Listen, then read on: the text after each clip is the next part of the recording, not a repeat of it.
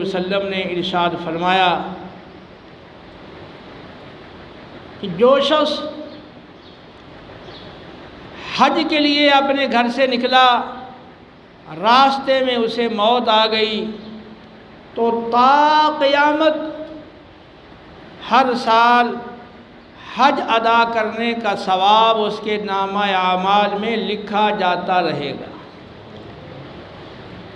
وہ شخص جو عمرے کے لیے اپنے گھر سے نکلا، راستے میں موت آ گئی، تو تا قیامت عمرہ کرنے کا ثواب اس کے نامہ اعمال میں لکھا جاتا رہے گا۔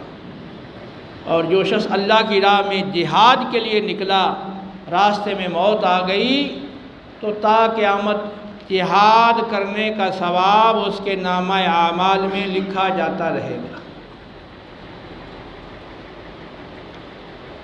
کتنی بڑی فضیلت ہے، کتنی بڑی سعادت ہے۔